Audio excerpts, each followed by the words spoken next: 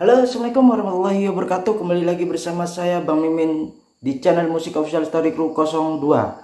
Dan jangan lupa subscribe juga channel baru Bang Mimin, yaitu Bang Mimin Channel. Link ada di deskripsi di bawah ini ya.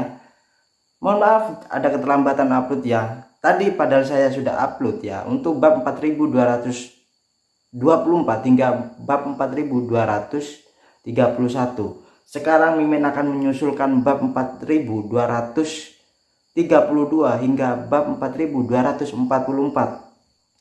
Bab 4232. Meski kematian tragis saudaranya membuat Kyo Fei-yun ingin mulai membunuh, namun sebaliknya yang paling dia khawatirkan bukanlah apakah balas dendam saudaranya dapat dibalas, tetapi apakah masalah ini akan terungkap. Dia tahu betul bahwa jika hilangnya lebih dari 800 anggota kelompok Italia menyebabkan perhatian internasional, orang pertama yang tidak beruntung pasti adalah dirinya sendiri. Karena itu dia harus menutupi masalah ini apapun yang terjadi. Jika tidak, konsekuensinya akan menjadi bencana. Jadi berita itu segeralah mencapai di Kanada. Setelah ada ayah baptis Tuan Rian mendapat berita itu, dia segera mengumumkan kepada semua orang dengan penuh semangatnya. Keluarga saya telah menghubungi saya dan mereka berjanji bahwa jika kerabat Anda tidak kembali dalam 3 hari, dia akan ada di sana untuk semua orang, bayar pensiunan sebesar $1 juta. Begitu kata-kata ini keluar, adegan itu langsung berseru. Meskipun semua orang sangatlah menghormati ayah baptis tua itu, tetapi saya benar-benar berharap bahwa ayah baptis tua itu dapat memprediksi hal-hal seperti Tuhan. $1 juta memang banyak. Sebagian besar anggota grup Italia hanya mendapatkan $1 atau $2.000, yakni Kanada, per minggu, dan menghasilkan $100.000 Kanada sepanjang tahun sudahlah sangatlah mengesankan. Apalagi anggota geng ini benar-benar memiliki pengeluaran yang sangat besar, dan sebagian besar uang yang mereka hasilkan dihabiskan untuk membelanjakan uang, dan hanya sebagian kecil yang dapat diberikan kepada keluarga. Jadi, jika pria itu masih hidup, keluarga tidak bisa menunggu $1 juta yang dia dapatkan kembali dalam hidup ini. Tapi sekarang keluarga terakhir bersedia memberikan pensiunan $1 juta Amerika Serikat, yang merupakan jumlah astronomi yang tidak terpikirkan oleh sebagian besar anggota keluarga Italia itu. Jadi di antara kerumunan, seorang segera menjadi bersemangat. Anda tahu, beberapa orang kehilangan lebih dari seorang kerabat. Di antara mereka salah satu dari kebanyakan 3 putra hilang. Jika ketiga putranya akhirnya dinyatakan meninggal, dia akan menjadi ayah baptis kedua. Namun ayah baptis tua itu tidak seberuntung dia. Ayah baptis tua itu meninggal karena seorang istri dan 5 putra. Tetapi hanya 4 putra yang menerima pensiunan, dan jumlah keempat putra tidaklah berjumlah $1 juta. Dan dia kemungkinan akan mendapatkan $3 juta sebagai kompensasi sekaligus. Uang ini cukuplah sebagiannya untuk kembali ke silsilah, menikahi istri kedua, dan menjadi tuan tanah dan bangsawan. Karena itu pada saat ini jauh di lubuk hatinya kesedihan dan kegembiraan hidup berdampingan secara aneh. Ayah baptis tua Rian menerima tetapan hormat dari ribuan orang, dan hatinya menjadi semakin melonjak. Dia berkata dengan keras, semuanya ini baru permulaan. Setelah berbicara dia berdehem dan melanjutkan, terakhir kali saya berkata sekarang. Jika akhirnya ditentukan bahwa kerabat Anda telah meninggal, maka dia akan membayar pensiunan $1 juta untuk mereka masing-masing. Ekspresi semua orang tiba-tiba menjadi berwarna. Beberapa yang tidak begitu dekat dengan kerabat mereka yang hilang itu sangatlah bersemangat sehingga mereka akan minum sampanye. Tentu saja beberapa orang masih berduka untuk orang yang mereka cintai, namun jumlah uangnya sangatlah keterlaluan. Jadi kesedihan mereka tampaknya tidaklah bersahabat ketika mereka pertama kali datang. Pada saat ini ayah baptis Tuan Rian berkata lagi, semuanya jangan terburu-buru. Saya pikir majelis tinggi pasti sangatlah ingin mengeluarkan kondisi. Dia pasti takut dengan masalah ini sehingga inisiatifnya masuk tangan kita. Jadi saya pasti akan berusaha untuk lebih banyak manfaat untuk semua orang. Seseorang di bawah berkata, ayah baptis, kematian satu orang adalah $2 juta Amerika Serikat. Harga ini sudah sangatlah tinggi. Jika kita harus membuat 1 inci, akan kita mendorong pihak lain dengan tergesa-gesa. Tapi saya tidak ingin mendapatkan sepeser pun terakhir atau uang yang bisa saya dapatkan telah sangatlah menyusut. Ayah baptis tua, Rian, tersenyum sedikit. Jangan khawatir, saya telah bekerja di kelompok selama 50 tahun dan saya tidak memiliki keterampilan lain. Tetapi kemampuan untuk menilai situasi saya yakin tidak ada dari Anda yang dapat menandingi saya. Setelah berbicara, dia segera mengangkat telepon dan memanggil asisten Kiao Feiyun. Segera setelah panggilan dilakukan, ayah baptis tua itu berkata dengan nada yang tidak perlu dipertanyakan lagi. Saya tidak peduli siapa Anda dan saya akan memberitahu Anda kondisi saya sekarang. Jika Anda ingin kami tutup mulut, maka semua orang akan memberikan setidaknya 5 juta dolar dalam pensiunan. Dan uang itu harus dibayarkan dalam waktu sesingkat mungkin. Asisten Kiao Feiyun terkejut dengan tawaran itu dan dia memarahi. Apakah kamu gila? 5 juta dolar untuk satu orang, lebih dari 800 orang. Apakah kamu tahu berapa harganya? 4 miliar dolar. Itu berupa dolar Amerika Serikat. Ayah baptis tua itu juga terkejut oleh dirinya sendiri, berpikir dalam hati. Sial, apakah 4 miliar dolar begitu banyak? Saya pikir 5 juta 800 sama dengan 400 juta. Namun ayah baptis tua itu memainkan tradisi keturunan silsilah dengan hati nurani yang bermasalah dan berkata dengan kerasnya. Apa menurutmu itu terlalu banyak? Kalau begitu jangan berikan uang sepeser pun. Tujuan kita yang sebenarnya ini untuk menemukan keberadaan kerabat. Dan tidak jarang Anda kehilangan uang. Setelah berbicara, ayah baptis tua itu berkata dengan tidak sabarnya. Lupakan saja, mari kita berhenti menghubungi satu sama lain. Biarkan polisi menangani masalah ini. Asisten Kiao Feiyun tercengang dengan telepon dan setelah sadar kembali, dia berlari ke ruangan dan berkata dengan paniknya. Tuan, orang Italia itu ingin meminta bayaran 5 juta dolar untuk satu orang. Jika tidak, mereka akan memanggil polisi, Tuan.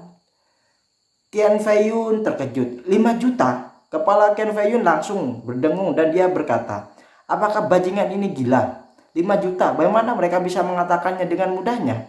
Asisten Kiao Feiyun juga berkata dengan marah. Kelompok orang ini adalah mulut singa, Tuan.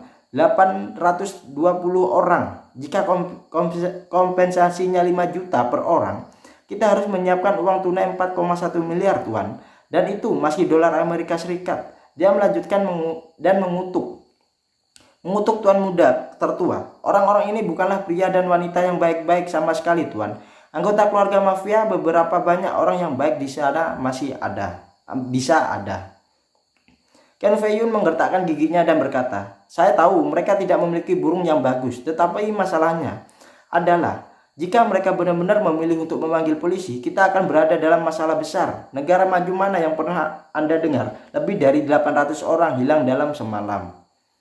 Sebuah pesawat Malaysia Airlines hilang dan lebih dari 200 orang hilang. Setelah bertahun-tahun, dunia tidak berhenti memperhatikan, belum lagi hilangnya 820 orang kali ini. Selamanya saat insiden ini pecah, itu akan menjadi ledakan bom nuklir dan semuanya orang akan saya tidak bisa menahannya lagi. Asisten Kiao Feiyun buru-buru bertanya, Tuan muda, apa maksudmu? Pikir Kiao Feiyun sejenak dengan ekspresi suram dan wajah lalu menggertakkan giginya. Katakan pada mereka bahwa 3 juta per orang adalah apa yang saya mampu. Batas yang dapat Anda tanggung, tidak ada gunanya lagi. Setelah berbicara, Kiao Feiyun menginstruksikan lagi. Saat menelpon, Anda harus memperhatikan keterampilan Anda. Anda tidak bisa menunggu pihak lain membalas setelah mengatakan ini. Jika tidak, pihak lain merasa bahwa Anda tidak memberikannya kepada tinggalkan kelonggaran apapun. Jika pihak lain terpancing, dia mungkin tidak bisa turun panggung. Jadi setelah Anda selesai berbicara, jangan menunggu dia menjawab. Anda minta dia untuk berpikir untuk menelpon Anda lagi, lalu tutup telepon. Beberapa ruang untuknya. Jika dia dapat menerimanya, dia secara alami akan menghubungi Anda kembali. Dan jika dia pikir dia ingin menambahkan sedikit lagi, dia akan menghubungi Anda lagi. Asisten itu segera berkata, saya mengerti Tuan muda tertua. Saya akan segera untuk memanggil mereka. Kiao Feiyun menghentikannya kali ini. Baik, Tuan muda. Telepon dengan cepat memanggil ayah baptis tua itu. Ayah baptis Rian melihat panggilan itu dengan senyuman mengejek di sudut mulutnya dan menggunakan mikrofon yang digunakan oleh para imam di gereja pada hari kerja. Dia berkata kepada semua orang, saya menelpon lagi dari rumah saya. Diam semuanya dan saya akan menyalakan speaker. Adegan itu tiba-tiba hening. Ayah baptis menekan tombol jawab dengan percaya diri. Melihat mata pemujaan dan harapan semua orang, pada saat ini dia merasa seolah-olah dirasuki oleh dewa. Dia merasa bahwa dia harus sepenuhnya menstabilkan momentumnya dan tidak memberi pihak lain kesempatan untuk melawan. Pada saat ini suara Keanu Fei-yun terdengar di telepon. "Halo bos, saya telah memberi Anda tawaran terakhir. Setelah mempertimbangkannya 3 juta per orang.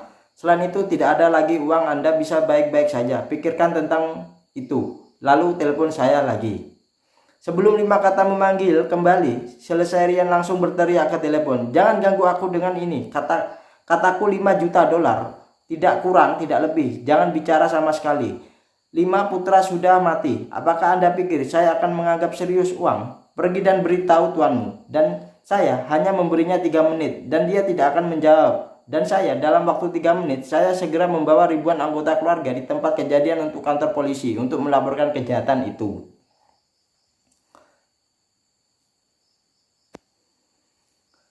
Naskah yang diberikan Keanu Fei-yun kepada asistennya adalah untuk mengakhiri percakapan segera setelah dia menjatuhkan kata-kata kasar dan biarkan pihak lain mempertimbangkan apakah akan menerima kondisinya.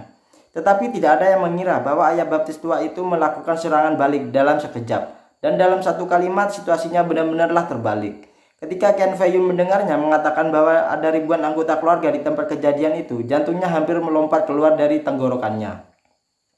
Ribuan? Apakah ini laporan polisi atau parade atau demo? Itu bukanlah masalah terlalu besar, bukan? Tepat ketika dia ketakutan, ayah baptis tua itu menutup telepon. Untuk ayah baptis tua itu 50 tahun karir geng mungkin tidak memungkinkan dia untuk benar-benar mempelajari keterampilan apapun. Tetapi setidaknya dia telah menguasai hal-hal seperti menggertak. Mendengarkan menada sibuk di telepon, Keanu Fei-yun terus mondar-mandir di dalam ruangan. Dia tidak tahu harus melaporkan kemana untuk membalas dendam atas kematian tragis saudaranya itu. Dan tagihan 4,1 miliar telah tiba di depannya, yang membuat mentalnya meledak dan hampir runtuh. Asisten tidak bisa tidak bertanya kepadanya. "Tuan muda tertua, apa yang harus kita lakukan sekarang?" "Apa yang harus kita lakukan?" Keanu Fei-yun bergumam dengan mata kosongnya, menggelengkan kepalanya dan berkata pada dirinya sendiri.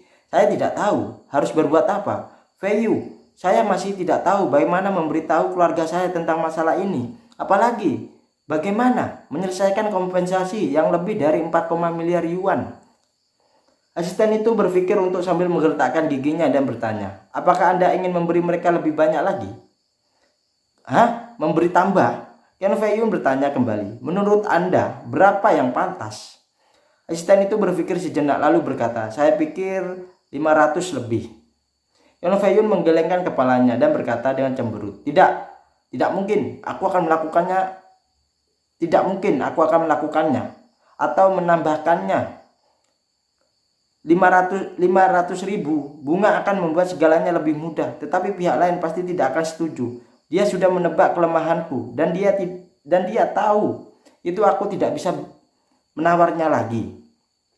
Asisten itu buru-buru berkata, Tuan muda, saya pikir mereka tidak mampu berjudi. Yang hilang adalah pilar keluarga. Jika mereka tidak mendapatkan pensiunan, akan sulit bagi mereka akan meminjam masa depan mereka untuk kehidupan ke depan."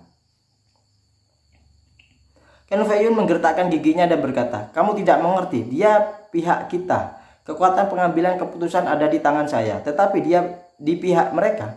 Kekuatan pengambilan keputusan ada di tangan ribuan orang. Jika adalah salah satu, jika tidak puas, pergi dan melapor masalah ini ke polisi. Bom nuklir ini akan diledakkan, bahkan jika semua orang mau menerimanya, itu tidak akan membantu."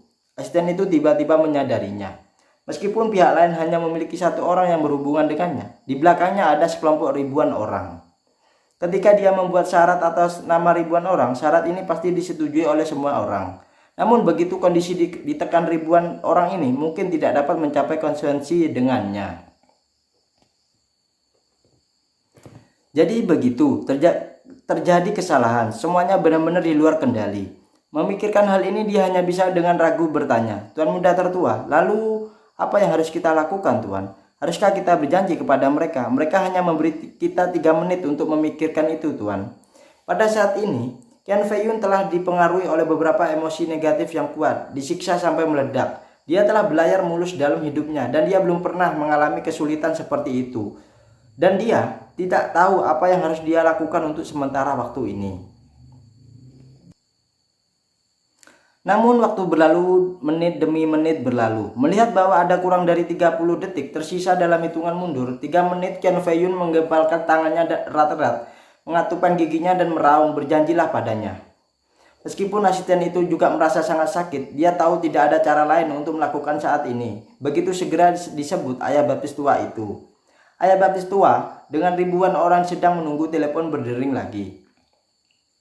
Ribuan orang yang berkumpul di bawah benar-benar mengabaikan kesedihan mereka, dan mereka semua dengan sabar menunggu jawaban satu sama lain.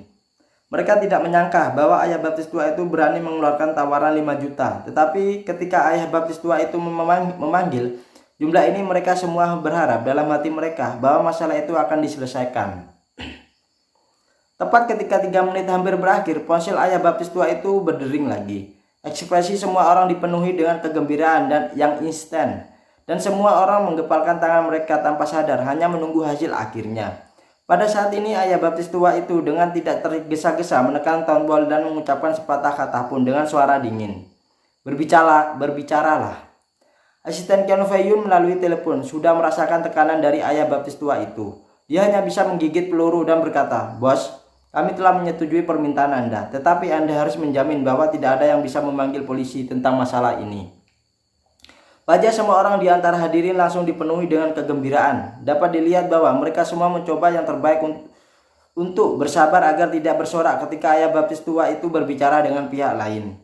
Pada saat ini ayah baptis tua itu sangatlah bersemangat sehingga dia hampir pingsan, tetapi dia masih bisa menahan nadanya dan berkata dengan dinginnya, "Dalam hal ini, saya akan meminta seseorang untuk menyiapkan daftar dan informasi pengumpulan setiap anggota keluarga nanti. Anda harus menunggu 24 jam. Ini akan memakan waktu 1 jam untuk menyelesaikan pengiriman uang." Asisten Qian Fei Yun buru-buru berkata, "Kami tidak dapat membayar Anda 5 juta dolar sekaligus. Jika Anda mendapatkan uang dan kemudian pergi ke polisi, bagaimana kepentingan kami dapat dijamin?" Ayah baptis tua itu bertanya kembali, "Lalu apa yang kamu inginkan?" Asisten Qian Fei Yun buru-buru berkata, "Kami akan membayarmu 2 juta dulu, dan 3 juta sisanya akan dibayar dalam 3 tahun, 36 kali. Mimpi kamu." Ayah baptis tua itu tidak ragu untuk berpikir. Dia berkata, "Kamu hanya punya waktu dalam 1 hari. Transfer 5 juta dolar ke akun semua orang. Jika tidak, konsekuensinya akan menjadi resikomu sendiri." Asisten Qian Fei Yun masih mencoba berdebat, "Bagaimana dengan kepentingan kita? Jaminan apa? Kamu selalu harus memberi kami jaminan." Ayah baptis tua itu berkata dengan arogannya, "Kamu punya janjiku." "Janji?" kata asisten Qian Fei Yun dengan dingin. "Janji hal semacam apa? Tidak cukup menjamin siapa yang berani percaya." Ayah baptis tua itu bertanya balik, "Apakah kamu pikir kamu punya pilihan selain untuk mempercayaiku?" Asisten Qian Fei Yun kehilangan kata-kata.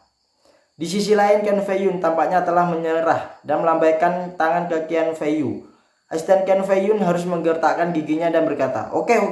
Kalau begitu lakukan seperti yang kamu katakan. Saya akan mengirimkan alamat email nanti. Setelah Anda menyusun daftar dan nomor akun, kirimkan ke email saya.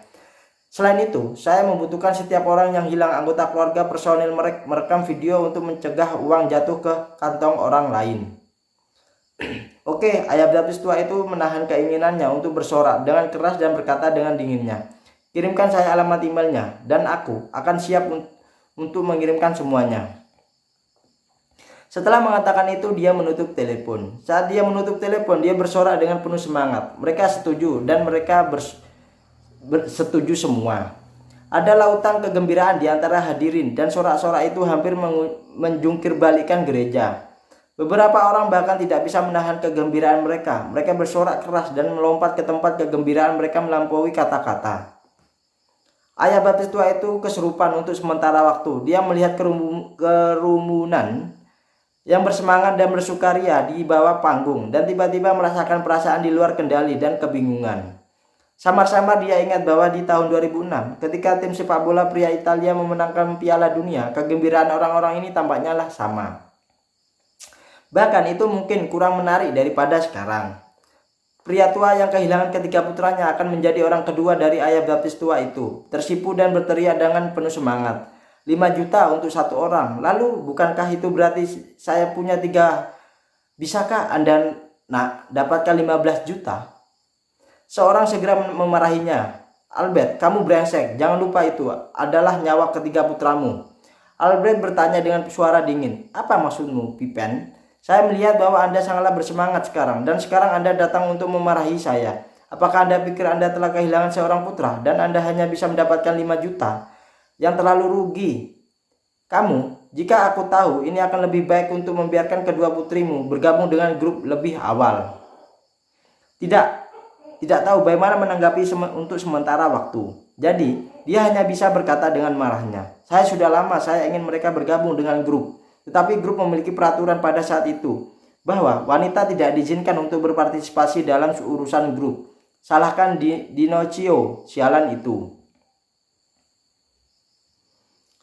Dinocio adalah ayah Claudia, oke? Tidak ada yang mengira bahwa dia yang selalu didukung dengan baik akan dibenci oleh anggota kelompok pada saat seperti itu. Anggota keluarga di tempat kejadian sudah memiliki mata merah, tetapi kali ini mereka tidak sedih, tetapi malah bersemangat. 5 juta dolar per orang, tidak peduli di mana uang ini ditempatkan di negara manapun di dunia, adalah kekayaan yang kebanyakan orang tidak dapat diperoleh dalam seumur hidup, atau bahkan lebih dalam beberapa kehidupan.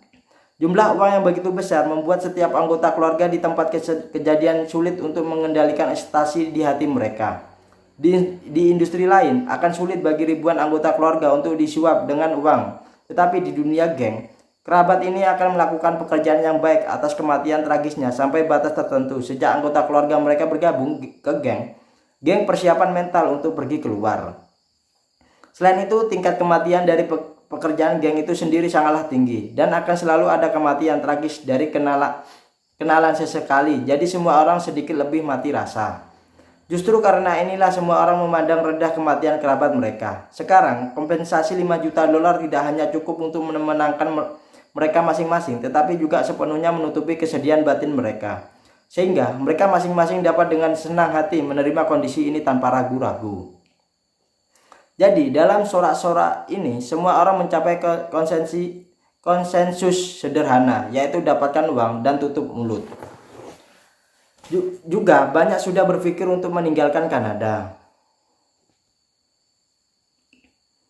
Alasan mereka meninggalkan Eropa dan silsilah untuk mencari nafkah di Kanada hanya untuk keluar dari kemiskinan, dan sekarang mereka dapat kembali ke rumah dengan banyak uang sambil membantu semua orang dengan statistik. Ayah baptis Tuarian mendengarkan mereka dengan penuh semangat, mengobrol tentang rencana mereka untuk kembali ke silsilah, dan tidak bisa menahan diri untuk tidak menghela nafas. Silsilah yang indah, kampung halaman saya. Tiba-tiba ada ratusan rumah tangga lagi, dengan jutaan orang kaya dengan aset dolar Amerika. Harga di sana akan melonjak dengan cepat, kan? Memikirkan hal ini tidak bisa tidak menahan air mata. Jika orang-orang ini semua kembali ke silsilah untuk menjalani kehidupan yang sejahtera, seperti apa yang masa depan mereka? Apakah Anda ingin menghabiskan sisa-sisa hidup Anda sendirian di panti jompo di Vancouver? Di masa lalu saya memiliki saudara laki-laki putra saya untuk membantu menjaga hidup saya. Tetapi sekarang orang-orang itu telah menghilang tanpa terkecuali. Saya sendiri dan sendirian, dan saya takut bahwa saya tidak akan memiliki dukungan dalam hidup ini. Memikirkan hal ini, dia melihat penampilan bahagia dari kelompok di depannya. Dia tiba-tiba merasa sangat tidak adil. Saya kehilangan 5 anak laki-laki, tetapi apa yang saya dapatkan sebagai imbalannya? Seorang berlama-lama di panti jompo. Kenapa? Mengapa nasib saya begitu tragis? Dan orang-orang ini bisa menunggu dengan bahagia dengan 5 juta dolar atau bahkan lebih banyak uang. Juga uang ini dimenangkan untuk mereka dengan kebijakannya dan kemampuanku. Ini tidak adil, ini tidak adil. Memikirkan hal ini, dia tiba-tiba merasa bahwa wajah rekan senegaranya yang juga berasal dari silsilah di depannya tiba-tiba menjadi menjijikkan. Dia menggepalkan tinjunya ragu-ragu dan lagi-lagi mengambil mikrofon dan berkata dengan dingin, "Semuanya, saya percaya bahwa ada satu hal yang semua orang harus dapat setujui, yaitu tanpa saya, tidak mungkin bagi Anda untuk melakukannya. Dapatkah kompensasi yang begitu besar, benar kan?" Semua orang tiba-tiba berhenti dan menatap ayah baptis tua itu, tidak tahu apa yang ingin dia katakan. Namun beberapa orang sensitif telah menyadari sesuatu dan berbisik di bawah, "Sial, orang tua itu tidak mencoba melakukan sesuatu yang baik, bukan?" Seseorang segera bergema dengan suara rendah, "Bajingan tua, Semua orang di keluarga sudah mati. Sekarang apalagi yang harus dilakukan? Semua uang ini ditukar dengan nyawa putra kami, dan saya tidak akan memberinya sepeser pun untuk Anda. Seorang berkata dengan sedikit simpati, hei, ayah baptis tua itu benar-benar menyedihkan. Jika uangnya tiba, saya bersedia memberikan $500 untuk membantunya. 500? Seseorang mentertawakannya. Francisco, Anda terlalu pelit. Anda hanya mendanai $500. Jika Anda menginginkan saya akan memberi Anda 1.000. Jika Anda ingin saya katakan lebih baik, kita semua untuk membayar kompensasi yang telah mendapatkan kompensasi, berikan ayah baptis tua ini 1.000 dalam hal ini untuk ayah baptis tua ini akan mendapatkan lebih dari 8.000.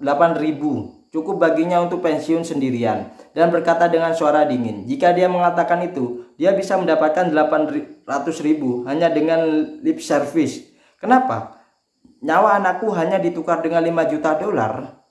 Tepat ketika semua orang berdebat tentang ini, ayah baptis tua itu menggertakkan giginya dan berkata, jika Anda tidak berbicara, maka saya akan menganggapnya sebagai persetujuan Anda, karena saya telah membantu Anda memenangkan begitu banyak kompensasi. Anda setidaknya harus membayar untuk itu. Ambil 10% dari kompensasi Anda dan sebagai hadiah saya. Anda juga tahu bahwa bahkan jika Anda pergi ke pengacara untuk mengajukan gugatan, komisi pengacara tidak akan kurang dari 30%. Kalimat ini segera menyebabkan ledakan kegembiraan dan menyumpahi, persetan, bajingan tua, kamu masih menginginkan 10% dari kompensasi kami? Ya, panggil kamu ayah baptis tua untuk wajahmu. Tetapi jika tidak, kamu adalah orang yang tua kesepian. Tolong, aku di sini untuk membantumu, menyelamatkanmu kamu. Apakah kamu benar-benar berpikir kamu adalah semacam ayah baptis? Jika bukan karena kematian 5 putramu yang malang, siapa yang akan memandang rendah orang tua sepertimu? Mom, hati lelaki tua itu sangatlah kotor. Tidak heran, tidak ada 5 putra yang tersisa. Dia benar-benar layak mendapatkannya. Ayah baptis tua itu menggigil popularitasnya ketika dia mendengar penghinaan ini dan memarahi giginya dengan gigi terkatup. Aku tahu kamu adalah orang ini. Hal ini tidak tahu berterima kasih semacam ini. Aku seharusnya tidak membantumu untuk memperjuangkannya. Aku harus membiarkanmu pergi ke polisi dan kemudian membiarkanmu tidak mendapatkan 1 sen pun sebagai kompensasinya. Berbicara, ayah baptis tua itu tiba-tiba teringat sesuatu dan berkata, ya, kalian bantu para bajingan yang tidak tahu berterima kasih. Karena kalian tidak setuju dengan permintaanku, maka aku tidak akan mempermasalahkan hal ini lagi. Kalian bisa pergi ke rumah kalian sendiri dan meminta uang. Berjuang untuk kembali ke kursi roda sendirian dan menggoyangkannya sendirian. Kursi roda itu siap untuk meninggalkan gereja. Seorang pemuda melompat keluar segera dan meraung, Rian, Anda bisa pergi, tinggalkan ponsel Anda. Ya, yang lain segera menggema, ya, Anda bisa keluar, tetapi telepon Anda harus ditinggal. Yang kita tahu bahwa yang lama ayah baptis menggunakan ponselnya untuk tetap berhubungan dengan Sang Jia. Yang alamat email yang dikirimkan oleh Sang Jia juga ada di ponselnya. Apalagi anggota keluarga mereka ingin mendapatkan kompensasi mereka harus terlebih dahulu menghitung daftar sesuai dengan persyaratan Sang Jia. Kemudian catat sebuah video untuk membuktikan identitasnya dirinya dan anggota yang hilang. Dan akhirnya memberikan nomor rekening banknya dan menunggu pembayaran. Jika ayah baptis tua itu pergi saat ini, bukankah itu akan menunda rencana semua orang untuk menghasilkan uang? Ayah baptis tua itu tahu betul di dalam hatinya bahwa alasan mengapa dia ingin memilih seorang putra adalah untuk menggunakan ini sebagai ancaman untuk memaksa orang-orang ini untuk menyerahkan sedikit keuntungan kepadanya. Dia tidak punya kesempatan sama sekali. Jadi dia menekan telepon di bawah pantatnya dan berkata dengan marahnya, apakah kamu tidak mampu? Kalau begitu bicaralah sendiri dengan mereka. Saya yakin saya tidak akan memberikan telepon itu kepada Anda. Pria muda itu bergegas maju dan berdiri di depannya dan berkata dengan mata terbelalak, jika kamu tidak mengeluarkan teleponmu, jangan pergi. Gelombang anak muda lainnya bergegas dan mengelilingi ayah baptis tua itu, marah dan memarahinya. Serahkan telepon itu, serahkan telepon itu. Ayah baptis tua itu melihat ini segera dan berteriak, jika Anda di antara kalian yang berani menyentuh saya akan segera memanggil polisi. Tiba-tiba kerumunan yang bersemangat tidak tahu apa melakukannya. Ayah baptis tua itu tidak bisa menahan cibiran ketika dia melihat wajah semua orang penuh ketakutan. Dia tahu betul bahwa memanggil polisi adalah kelemahan mereka. Selama mereka pergi ke polisi sendirian, mereka tidak akan mendapatkan kompensasi sepeser pun. Jika Anda tidak bisa mendapatkan uang sendiri, biarkan mereka mendapatkannya juga. Jika Anda menghancurkan panci, tidak ada yang akan memakannya. Jadi, dia memarahi beberapa anak muda yang berhenti di depannya. Minggir! Saya akan memberi Anda 3 jam untuk memikirkannya. Jika Anda berencana untuk menerima kondisi saya, Anda dapat datang ke panti jompo untuk menemukan saya. Dia mengayunkan kursi roda dan perlahan berjalan keluar. Orang-orang muda itu tidak berani membuat masalah untuk sementara waktu dan hanya bisa menghindari kedua sisi kursi roda itu. Namun jelas bahwa ekspresi semua orang sangatlah marah. Ayah baptis tua itu tidak peduli tentang ini lagi. Dia hanya ingin mencobanya dan memberinya penjelasan selama sisa hidupnya. Pada saat ini tembakan tajam tiba-tiba meledak di gereja. Bang! Dahi ayah baptis tua itu menjadi merah dan putih dan kemudian kepalanya langsung jatuh. Dan seluruh orang itu benar-benar mati. Semua orang melihat dengan seksama dan melihat orang pria muda berdiri di belakang ayah baptis tua itu, memegang pistol hitam dan di tangannya. Semua orang menyadari bahwa dialah yang menembak dari belakang dan membunuh ayah baptis tua itu dengan 1 tembakan. Pada saat ini pemuda itu berseru, "Apa yang kamu lakukan?" Jika lelaki tua itu benar-benar memanggil polisi, semua orang akan selesai. Semua orang kembali sadar dan seseorang segera berteriak, "Cepat ambil ponselnya, cepat ambil ponselnya." Ketika beberapa pendeta melihat pembunuhan di gereja, mereka tidak bisa menahan diri untuk berteriak kepada perawan Maria. Pada saat yang sama, mereka siap untuk melarikan diri. Seseorang dengan mata tajam melihat bahwa pendeta itu akan pergi dan segera berkata, "Cepat, hentikan para pendeta itu. Anda tidak bisa membiarkan mereka melarikan diri."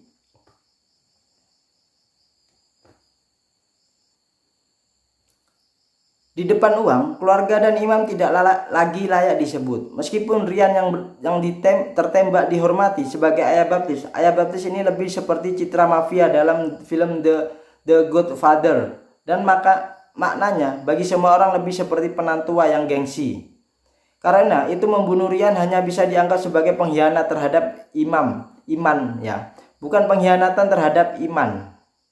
Namun menangkap pendeta gereja adalah masalah lain. Para imam ini adalah imam yang mewakili iman mereka. Namun untuk mencegah imam keluar untuk melapor ke polisi, mereka bahkan mengendalikan imam sepenuhnya yang sudah setara dengan hukuman iman yang lengkap. Pada saat yang sama, sekelompok anak muda sudah mulai bersiap untuk menghadapi dengan penembakan dan tubuh Ryan.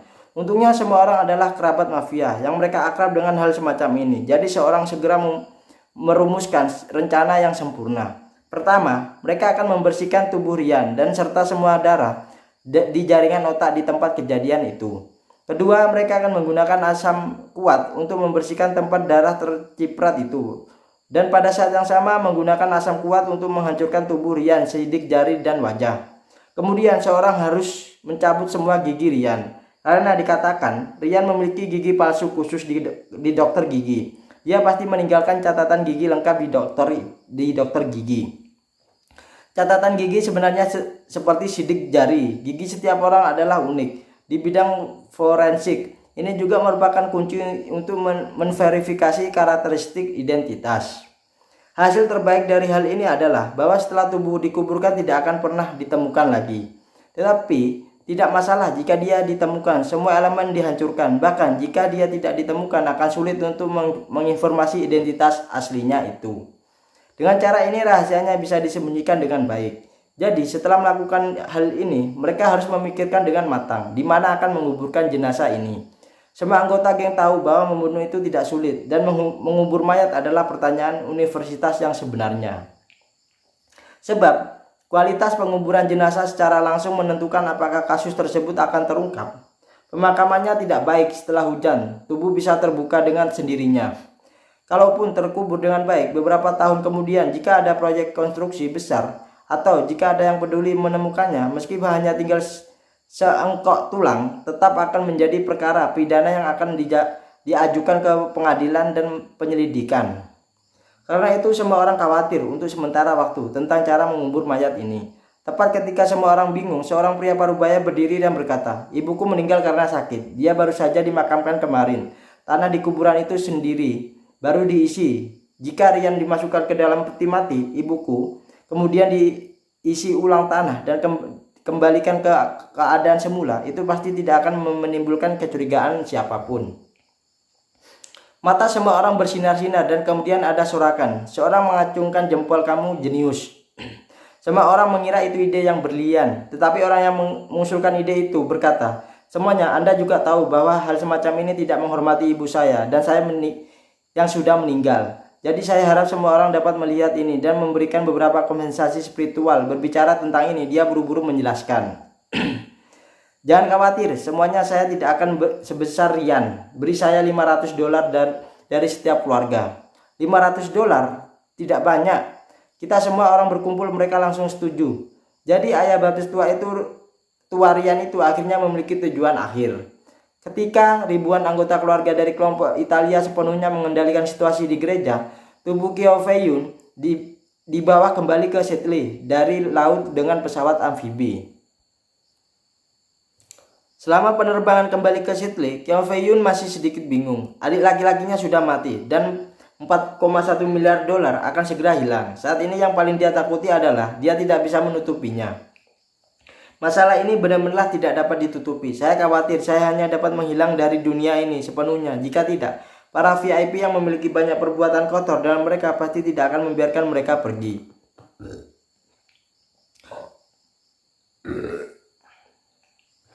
Oleh karena itu, meskipun 4,1 miliar melukai dagingnya, jika uang ini benar-benar dapat membungkam anggota keluarga itu, maka dia tidak akan mengurutkan kening.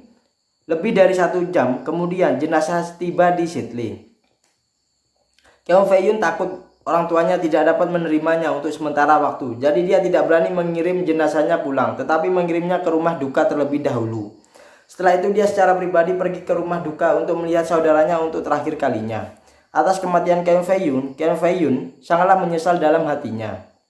Dia merasa telah membawa adiknya ke dalam lingkaran, tetapi gagal melindunginya dengan baik, dan akhirnya membiarkan dia kehilangan nyawanya karena keterlibatannya dalam lingkaran ini.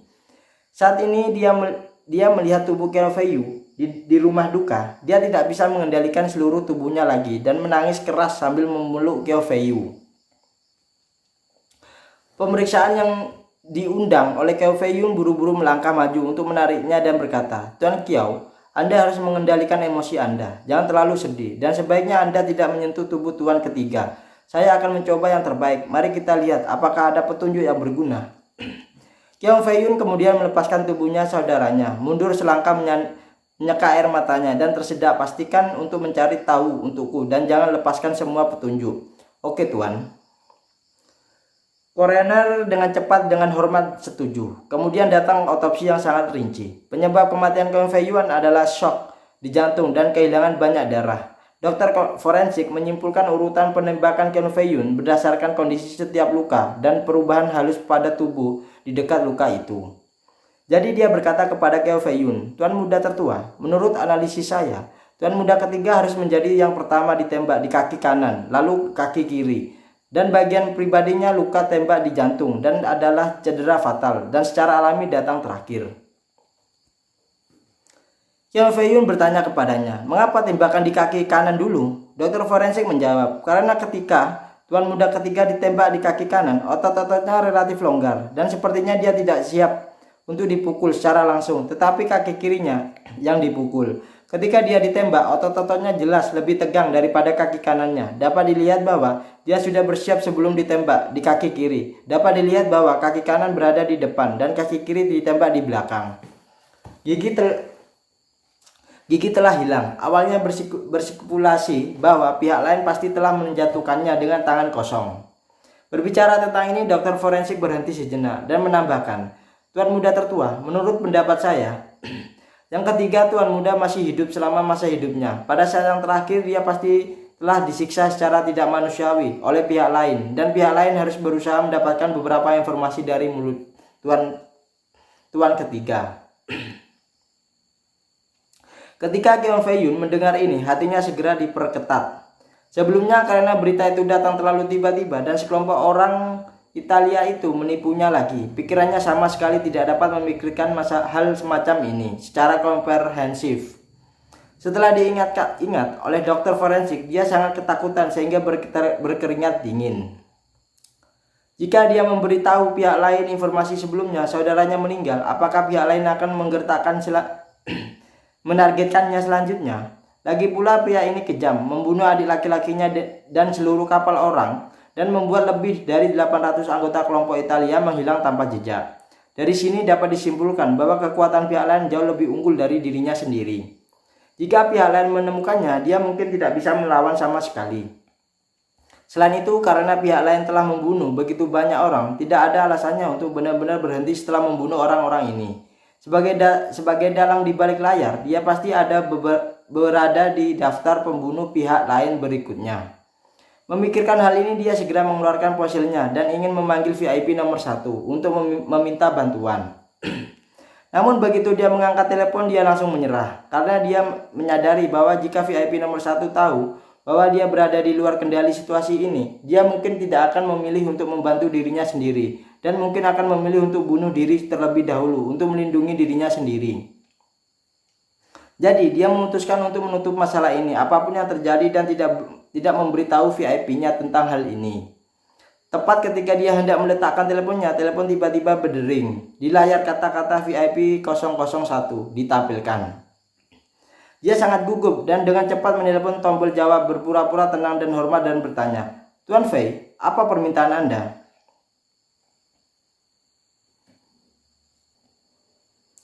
Di ujung telepon yang lain, seorang pemuda berusia 20-an bertanya dengan suara serius, "Feiyun, apakah barang yang saya pesan sudah mulai dikirim?" Orang ini adalah tuan muda yang paling disukai dari keluarga Fei, Fei Haiyong. Fei Haiyong adalah cucu tertua dari paman Fei Kexin, Fen Shanhai, tahun yang sama dengan Qian Feiyun, dan keduanya berusia 27 tahun ini. Meskipun Fei Haiyong beberapa tahun lebih tua dari Fei Kexin, dia adalah sepupu Fei Kexin, dan ayahnya Fei Kuibin adalah sepupu tertua dari Fei Kexin. Fei Haiyong muda adalah playboy yang sangat jahat dan kejam. Meskipun dia bekerja di yayasan investasi keluarga Fei, di permukaan itu sebenarnya hanya postingan sementara. Sebagian besar waktu dan energinya dihabiskan untuk mencari hal baru dan kegembiraan. Ketika Fei Haiyong masih remaja, ia dikirim ke sekolah swasta terbaik oleh keluarganya, sehingga membentuk sejumlah besar anak-anak dari keluarga kaya dengan latar belakang yang sangatlah unggul.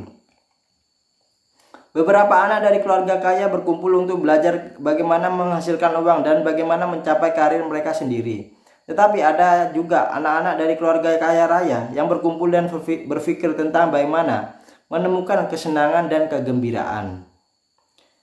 Fei Haiyong adalah orang yang terakhir. Sejak dia masih remaja, dia telah melakukannya hampir semua kejahatan dan bahkan hatinya menjadi semakin tradistoris, dan dia secara bertahap mengembangkan hobi haus darah yang mengerikan, terutama penyiksaan atau psikopat ya. Tetapi pada saat itu Fei Haiyong tidak memiliki saluran untuk kemampuan secara pribadi. Ketika dia kadang-kadang membunuh seseorang dan membutuhkan bantuan dari keluarganya untuk menyekap pantatnya, dia pasti akan ditegur oleh keluarganya. Jadi dia relatif terkendali. Untungnya di antara teman-teman sekelasnya ada Qiao Feiyun yang cerdik dan berani. Untuk lebih dekat dengan Fei Haiyong, setelah menyadari hobi khususnya Fei Haiyong, ia segera membuat outlet yang sempurna untuk Fei Haiyong.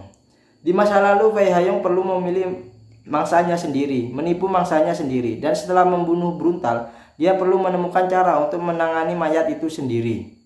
Namun Qiao Feiyun mengambil inisiatif untuk meminta Ying menyelesaikan semua masalahnya untuknya. Qiao Feiyun secara khusus akan mencari mangsa dalam jumlah besar untuk dia, dan dia memilih. Selama Fei Haiyong memilih satu dari mereka, dia bisa langsung mendapatkannya. Setelah beberapa kali Fei Haiyong menjadi pelanggan VIP, setelah itu Qiao Feiyun secara bertahap menarik banyak anak kaya seperti Fei Haiyong dengan mental yang menyimpang, dan pelanggannya menjadi semakin banyak. Dan rata industrinya yang tanpa hati nurani itu secara bertahap meningkat dan berkembang.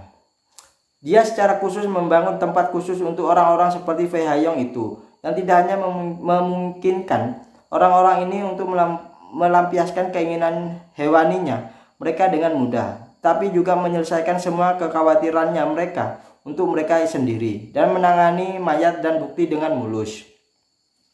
Bukan hal yang aneh di dunia ini untuk memenuhi selera buruk orang kaya itu.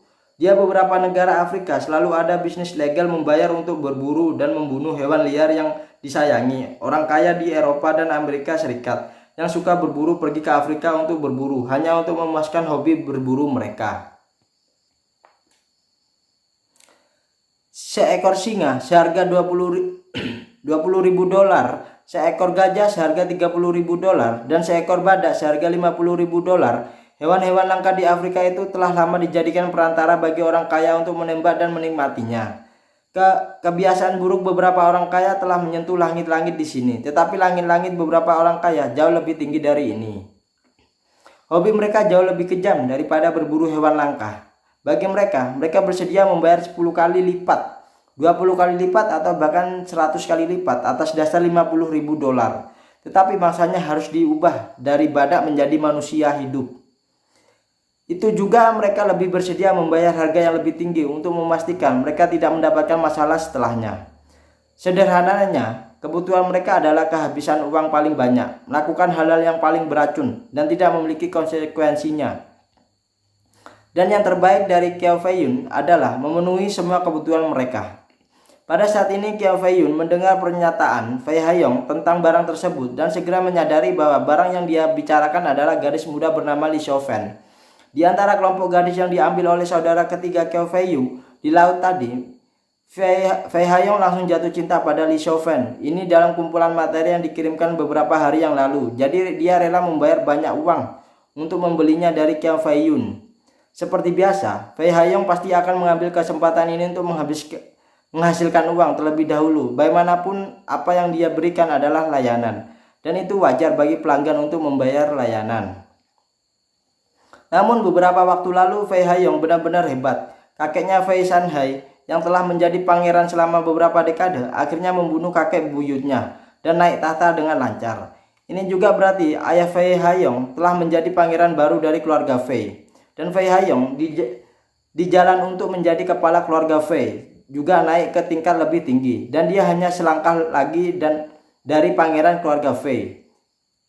Kyaw Fei Yun juga sangatlah baik untuk melayani Fei Haiyong. Ketika Fei Haiyong memilih Li Xiaofen, dia segera menawarkan untuk memberikan Li Xiaofen kepadanya dan memintanya untuk menunggu di New York. Fei Haiyong secara alami tersenyum pada kesalahan berbakti Kyaw Fei Yun dan menunggu sepanjang malam. Dan dia benar-benar tidak sabar. Dia memanggilnya dan sekarang untuk menanyakannya kapan dia bisa mengirim seseorang ke New York. Kyaw Fei Yun sangatlah gugup saat ini. Dia tidak tahu bagaimana menjawab tiba-tiba. Dia tahu apakah harus memberitahu Fei Haiyong semua ini dengan jujur dan mencari bantuan dari keluarga Fei, atau apakah aku menutup masalah ini untuk saat ini dan tidak membiarkannya pelanggan termasuk Fei Haiyong tahu tentang itu. Ingin meminta bantuan, terutama karena Kyaw Fei Yun khawatir dengan pembunuh yang membunuh adiknya itu, dan dia tidak bisa menghadapinya sama sekali dengan sendirian. Namun dia juga tahu bahwa jika dia meminta bantuan dari hari ini, para VIP teratas termasuk Fei Haiyong itu pasti akan membantunya, sekali karena mereka takut ketahuan. Tetapi setelah kejadian ini, mereka pasti akan menarik garis yang jelas dengannya dan menjaga jarak. Bahkan sangatlah mungkin dia akan bunuh diri setelah sorotan masalah ini berlalu. Oleh karena itu, Kyaw Fei Yun memutuskan untuk tidak memberitahu siapapun tentang hal ini. Untuk saat ini dia dan hanya menangani pemakaman saudaranya dan kemudian menemukan tempat untuk bersembunyi dan melihat apa yang terjadi selanjutnya. Jika Anda bisa melewatinya dengan aman, Anda bisa bunuh diri kapan saja. Jika tangan hitam misterius benar-benar tidak mampu membelinya, belum terlambat untuk meminta bantuan kepada VIP top ini. Setelah mengambil keputusan, dia segera berkata kepada Fei Haiyong, "Tuan Fei, gadis Cina yang Anda pilih mengalami kecelakaan ketika mengambil barang tadi malam. Saya sudah dalam shock anafilaksis di jalan, dan orang-orang saya melakukan pertolongan pertama, tetapi pada akhirnya mereka tidak dapat diselamatkan." Fei Haiyong berkata dengan kaget, "Bagaimana situasinya? Mati?" "Ya Tuan." Kyaw Fei Yun buru-buru berkata, "Maaf Tuan Fei, itu saja salahku karena aku tidak mengaturnya dengan baik. Beri aku waktu dan lagi aku akan menemukan yang lebih baik untuk Anda." Fei Haiyong tidak ragu karena dia tahu bahwa Qiao Feiyun selalu mengikuti jejaknya. Dia telah membiarkan dirinya mengambil barang. Dia pasti tidak akan menyerahkan barang itu kepada orang lain lagi. Itu pasti kecelakaan yang benar. Memikirkan hal ini dia menghela nafas dengan pahitnya. Sejujurnya saya sangatlah menyukai gadis itu. Saya melihat fotonya diambil secara diam-diam di toko serba ada itu. Dia sangat cantik dan murni. Sudah lama sejak Eropa dan Amerika Serikat memilikinya barang sesegar itu dan bagus seperti itu. Qiao Feiyun melihat mayat tragis saudaranya dan berkata kepada Fei Haiyong sambil tersenyum, "Oh Tuan Fei, apakah Anda mulai menyukai yang ini baru-baru ini? Saya pikir Anda menyukai yang terbaik, tubuh terbaik Yanma dan yang seksi Fei Haiyong menghela nafas. "Hei, jika kamu makan terlalu banyak, kamu akan lelah. Setelah makan ikan dan daging besar, ini untuk waktu yang lama. Aku ingin mencoba sayuran organik yang ringan, yang manis dan murni, dan bebas polusi dan bebas formalin, yang tidak hanya bergizi seimbang tetapi juga yang bisa menyingkirkannya." Qiao Feiyun buru-buru berkata, "Kalau begitu jangan khawatir Tuan. Beri waktu aku seminggu lagi dan aku akan mencarikan untukmu." Fei Haiyong ragu-ragu sejenak, memukul bibirnya dan berkata, "Lupakan saja, jangan berikan padaku. Aku sudah mencari di mana-mana. Tetapi aku sendiri telah menemukannya berkualitas tinggi. Aku akan melihat apakah kamu dapat mengikat seseorang dan mengirimkanku ke pulau Anda yang baru Anda kembangkan."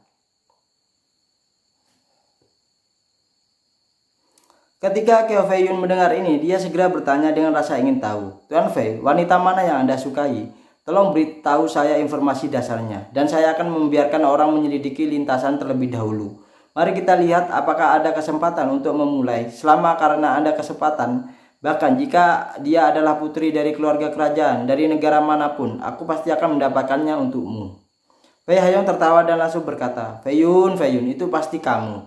Dia bertanya dengan wajah tersenyum Feiyun, "Pernahkah kamu mendengar tentang penyanyi wanita yang sangat terkenal di Huaxia bernama Gu Qiu?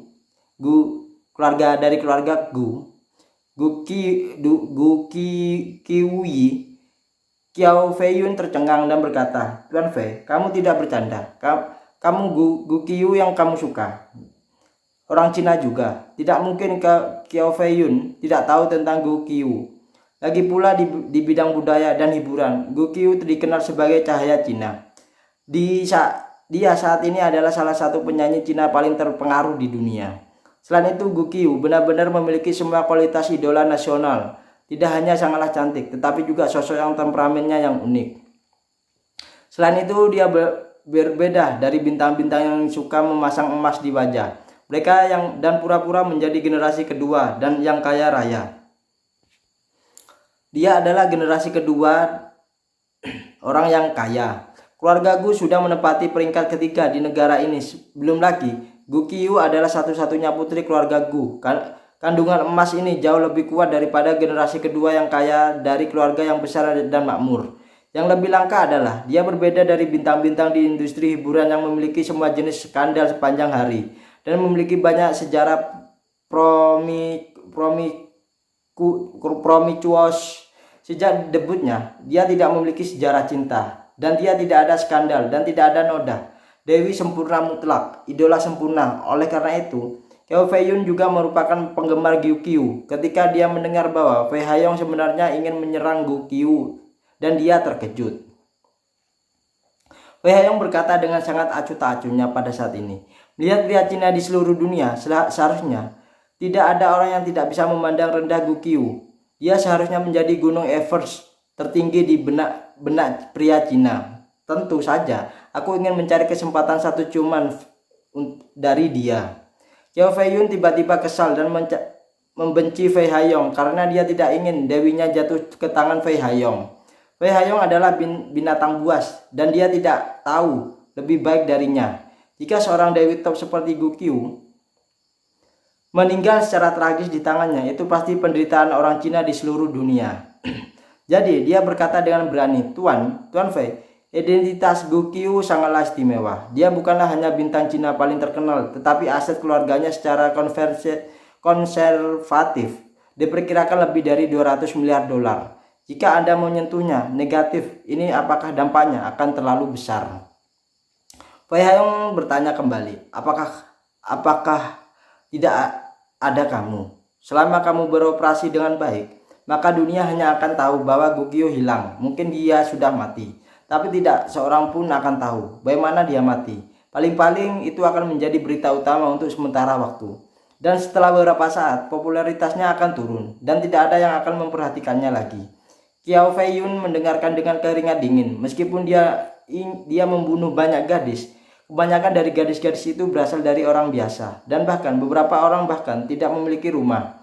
Jadi, tentu saja mereka tidak memiliki latar belakang. Jika orang seperti itu hilang, paling-paling komunitas lokal kecil dapat menarik sedikit perhatian. Bahkan berita dan media tingkat kota mungkin tidak bisa memasuk berita. Itu juga jauh lebih aman untuk Qiao Fei Yun. Namun jika Gokyo benar-benar menghilang, berita itu pasti akan meledakkan seluruh dunia. Pada saat itu, jika menemukan dirinya di kepala, bukankah itu akan menjadi bencana? Memikirkan hal ini, dia buru-buru berkata, Tuan Fei, izinkan saya mengatakan yang sebenarnya. Anda berusia 27 tahun. Ini merupakan usia untuk menikah. Jika Anda benar-benar menyukai Gokyo, Anda dapat mengejarnya dan menemukan cara untuk menikahinya.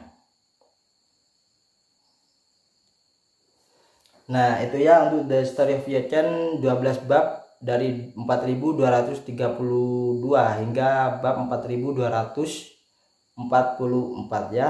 Terima kasih dari saya.